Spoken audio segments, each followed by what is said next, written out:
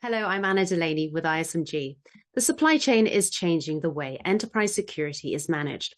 An increasingly attractive target to cybercriminals, supply chain attacks are designed to bypass controls and exploit the inherent trust in third-party relationships.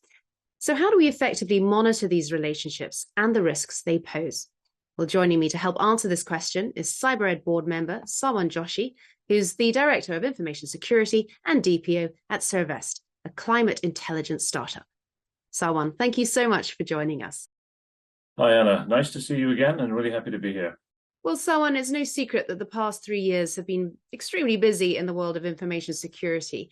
What's changed about third-party risk management in this post-pandemic world? I found that with the start of that 3-year period, we found a lot of organizations spreading to work from home, more hybrid working, which brought along its own risks as well. Endpoint protection, user behavior analysis. These are all areas that actually are more important now than ever because organizations do not secure those small networks that are all in everybody's houses where they're all working from. So the need to protect people who work with corporate assets became much more important, much more at the forefront of priority. And, with that, supply chain risk becomes more focused in that area. People need to know how organizations need to know how other organizations are securing these areas. And it means much more focused, targeted questions. So has your organization adapted to these changes? Well, we are a climate intelligence scale-up. We formed an organization to provide a SaaS solution that will help organizations be much more responsible, how they deem risk and how the decisions they make about risk and investment and any change towards their assets, their physical assets.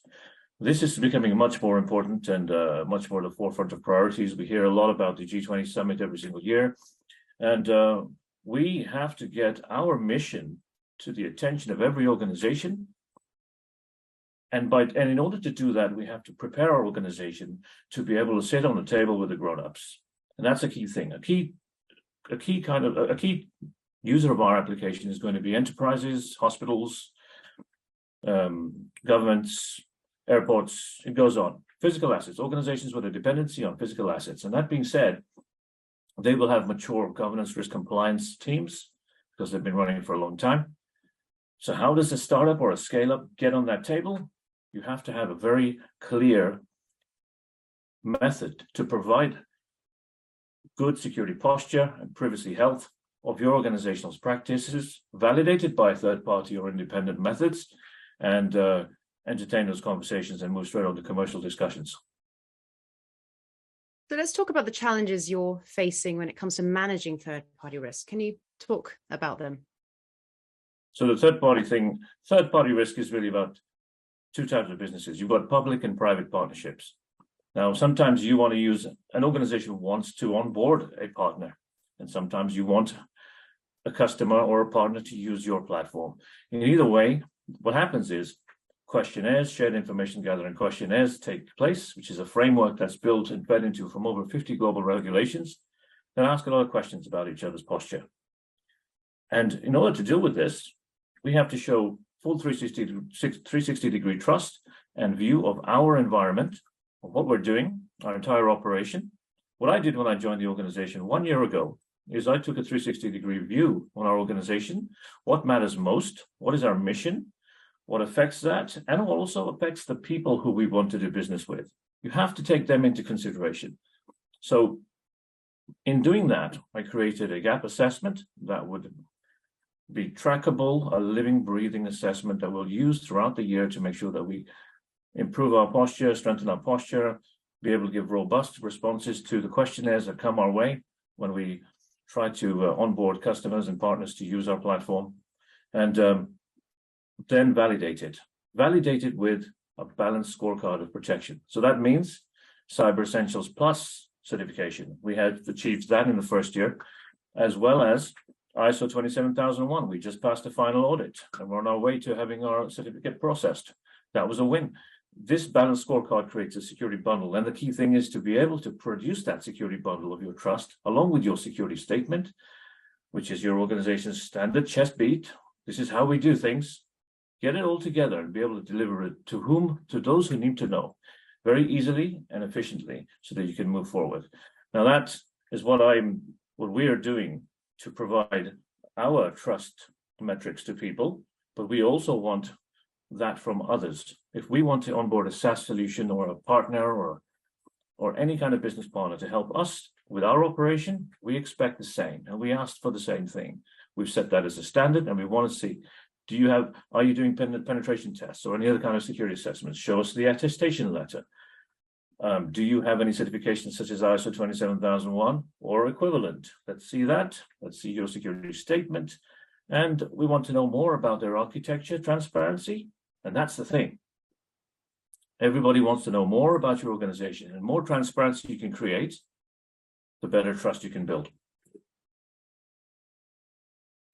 How are you identifying the vendors that pose the biggest risk to your organization? I run a privacy impact assessment. Now, this is whenever we want to do something new, introduce something new, a change to our organization. So if that's an internal colleague who wants to introduce a new initiative, a change to initiative, or we all want to go and buy something new, do something new. This changes what always causes risk, and in that you would identify. So a good data protection practice as a DPO is what used to be called a data protection impact assessment. It's not always necessary. Sometimes it is, depending on what the business case justification for the initiative is. But when I identify that there's some scope of risk assessment that needs to happen, and I put everything through that, we run this privacy impact assessment where I engage with a vendor to find out more about what they do, what are their practices, where do they host their infrastructure, their IT, how do they work, and all those artifacts I referred to a moment ago to prove their good security posture. Running that impact assessment then gives a recommendation on whether we should do business with them or what we should take into our mindsets as we consider doing that business, and also what we should do once we onboard them. So ongoing supplier audit, annual supplier audit, sometimes twice a year, depending on the situation. But the risk assessment defines what we should do and how we should tread forward. And can you, from that assessment, see which vendors' security controls protect against threats? Yes. In that, I have put together my own standard questionnaire, which is always something that I would update and tailor. And again, it's another mechanism that needs to be smooth. Some people might produce this questionnaire and give it to a third-party vendor via an Excel spreadsheet. You could use a SaaS tool, and there are so many SaaS tools for many reasons. And what we don't want to do is continue to encourage SaaSification and have SaaS sprawl in our organizations.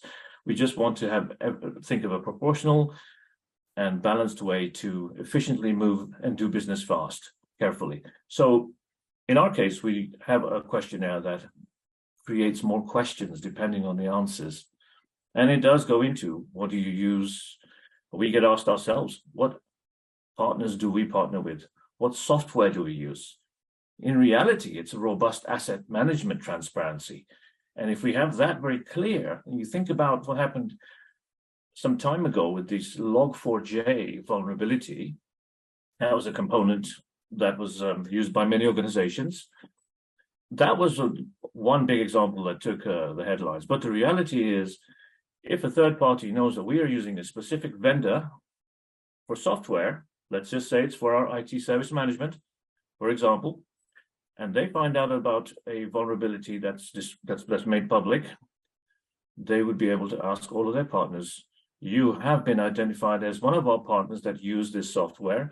What are you doing about the security vulnerability?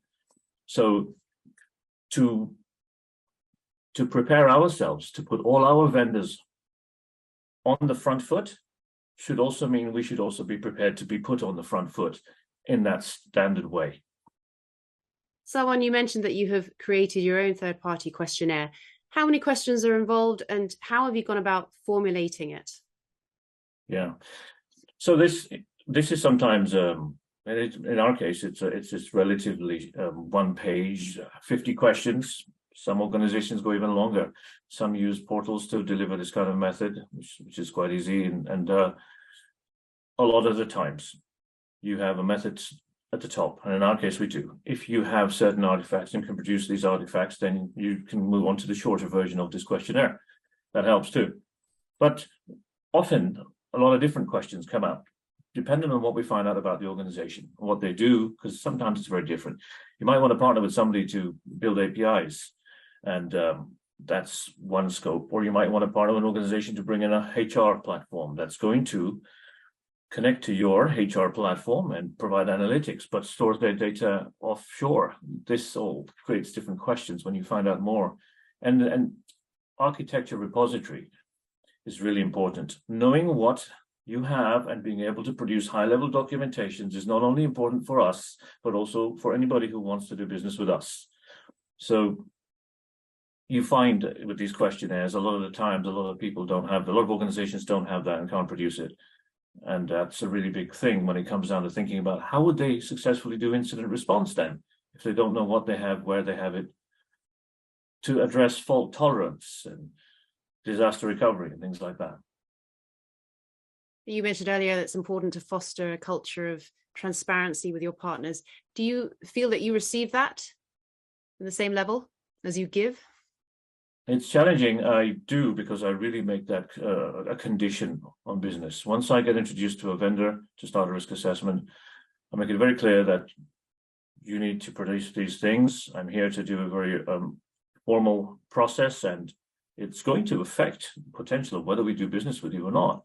And they know that. So you do sometimes have a balance where you compromise when it's really down there, the business really wants something, and they're going to accept that. But then after all, that's what risk is about, right? We all move with risk, we treat it, and sometimes the treatment is to accept it.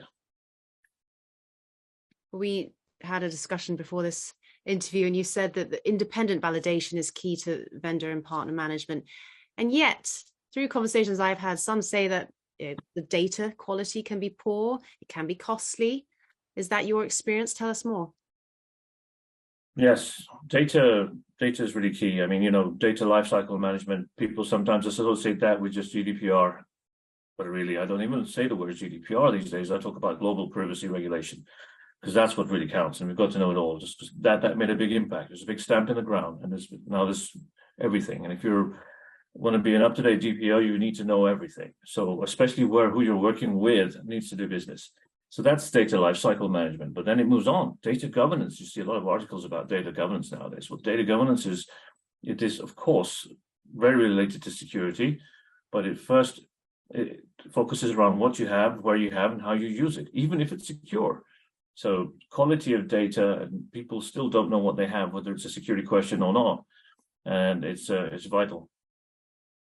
As you put together your risk management program for third parties, what were the lessons learned from that? Did you make any missteps along the way and had to fill those gaps? What can you impart in terms of your experience and lessons learned?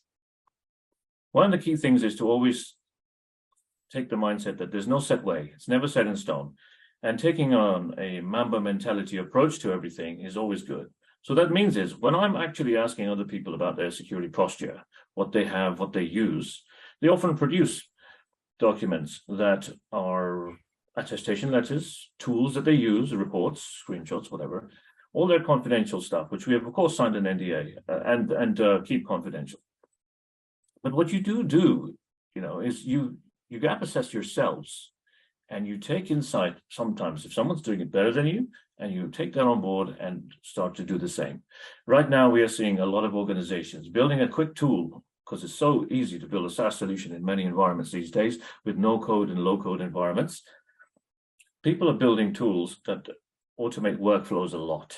Now, that being said, there is a new surge of applications out there that are setting out to try and simplify vendor risk management. By that, I mean to create a central third party where you can produce all of your evidence, all of your attestations, and your certifications, everything, and just provide that to the third party. Now, that's actually the wrong approach in many ways, if you just do it for that reason alone. And I say that because why do we do ISO's 27001 certification in the first place? That's an independent auditing and certification right? That you get that. That is it. That's what you produce. That's your validation. Why would you choose a SaaS company to validate you? You just wouldn't. There are some that have sense. Some brands are out there that have been around for a long time that help show your public-facing security posture, and that's all good. But this shouldn't be an area where you completely invest. This is an area where ultimately the best source of truth is yourselves. You're the ones who say, we do things this way, and here's the proof of it. And it's not because we say so, they think so. And that's why they gave us this badge. And that whole suite of trust that you have and you're able to give, it's better advertised in a simplified package yourself. And it just gets better. Every month I find a new idea how to make it better, how to streamline it.